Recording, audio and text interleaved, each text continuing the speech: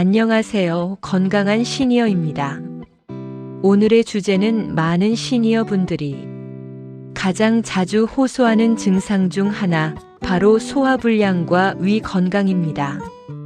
병원에 가면 별 이상 없습니다 라는 말을 듣는데도 속이 늘 더부룩하고 트림이 자주 나오고 명치 쪽이 답답하고 조금만 먹어도 배가 꽉 찬 느낌이 드는 이런 증상이 계속 반복되는 분들이 많습니다.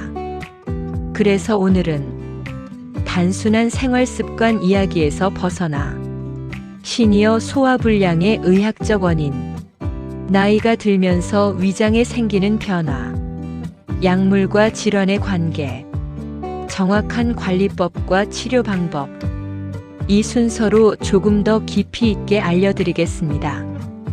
나이가 들수록 소화가 안 되는 것은 자연스러운 걸까요? 많은 분들이 이렇게 말씀하십니다. 나이 들면 원래 소화가 안 되는 거 아니에요? 결론부터 말씀드리면 일부는 맞지만 전부는 아닙니다. 나이가 들면 분명히 위장 기능에 변화가 생깁니다. 의학적으로 보면 크게 4가지 변화가 나타납니다. 첫 번째, 위산 분비 능력의 감소. 젊을 때는 위산이 충분히 분비되지만 나이가 들수록 위 점막 세포 기능이 약해지면서 위산 분비량이 점점 줄어듭니다. 위산이 부족하면 단백질 분해가 잘 안 되고 음식물이 위에 오래 머물게 되고 세균 번식이 쉬워져서 만성적인 더부룩함이 생기게 됩니다. 두 번째, 위 운동 기능 저하. 위는 단순히 음식이 담기는 그릇이 아니라 음식을 잘게 부수고 아래로 내려보내는 근육기관입니다. 하지만 나이가 들면 위 근육의 수축력이 약해지고 위 배출 시간이 길어집니다. 이 상태를 의학적으로 위 배출 지연이라고 부릅니다. 그래서 시니어 분들이 조금만 먹어도 배가 꽉 차요 라고 느끼게 되는 겁니다. 세 번째, 장내 미생물 환경의 변화. 최근 의학에서 매우 중요하게 보는 부분입니다. 나이가 들면 유익균은 줄고 유해균은 늘어나면서 장내 환경이 나빠집니다. 이로 인해 가스가 많이 차고 복부 팽만감이 심해지고 변비와 소화불량이 동시에 나타나기 쉽습니다. 네 번째, 자율신경 기능 저하. 소화 기능은 우리 의지와 상관없이 자율신경이 조절합니다. 그런데 노화가 진행되면 이 자율신경 조절 능력이 떨어지면서 위와 장의 움직임이 전반적으로 둔해집니다. 이 4가지가 겹치면서 시니어에게는 소화불량이 훨씬 쉽게 나타나는 것입니다. 소화불량에도 여러 종류가 있다. 많은 분들이 소화불량을 그냥 하나의 증상으로 생각하시지만 의학적으로는 크게 2가지로 나눕니다. 그중 첫 번째는 기질성 소화불량입니다. 검사를 했을 때 실제로 원인이 발견되는 경우입니다.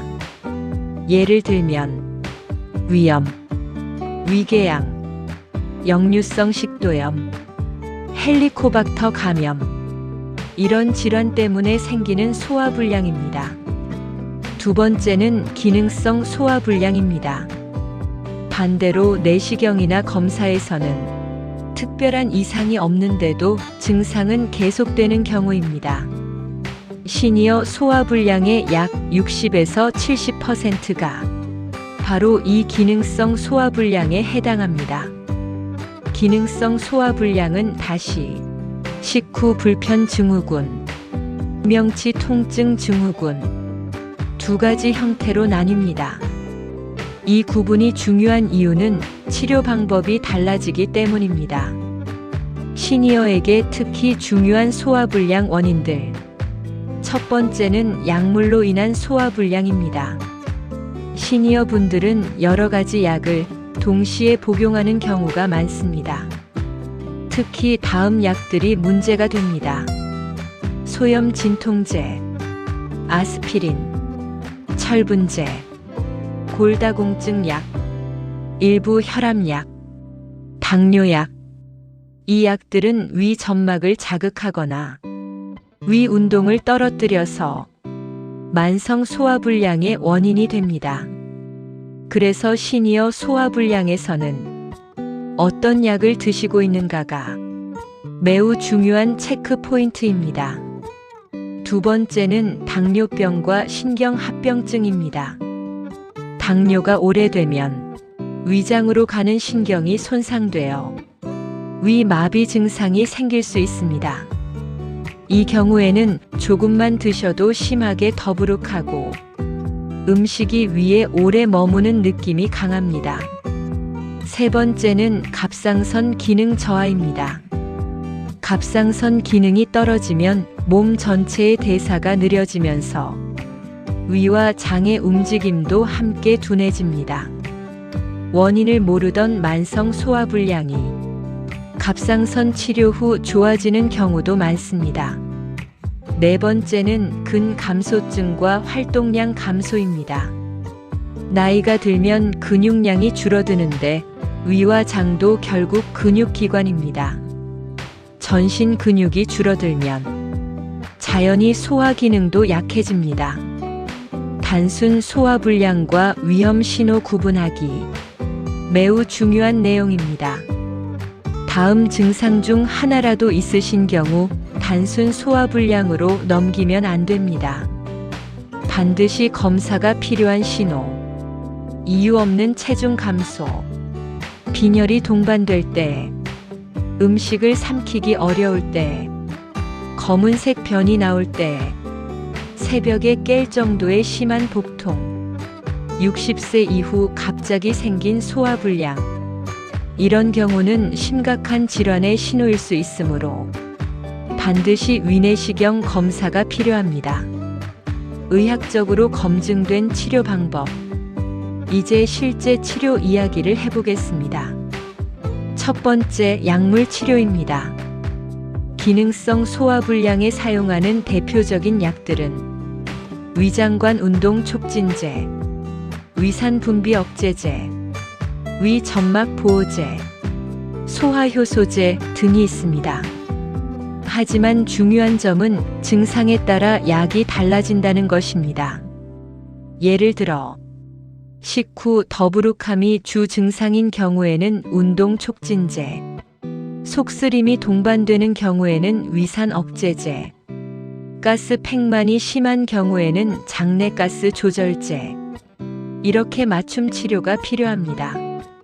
두 번째는 헬리코박터 검사와 치료입니다. 특히 우리나라 시니어는 헬리코박터균 감염률이 높습니다. 헬리코박터가 있으면 만성위염, 소화불량, 위궤양이 반복될 수 있기 때문에 필요하면 제균 치료가 도움이 됩니다. 세 번째는 프로바이오틱스 치료입니다. 최근 연구에서 장내 미생물 균형을 맞추는 것이 소화불량 개선에 효과가 있다는 결과가 많습니다. 특히 가스가 많이 차는 분, 변비가 동반된 분에게 도움이 됩니다. 실제로 도움이 되는 과학적 관리법. 이제 검증된 관리법을 알려드리겠습니다. 첫 번째는 식사 방법의 의학적 원칙입니다. 단순히 천천히 드세요가 아니라 위 배출 시간을 고려한 식사법이 중요합니다.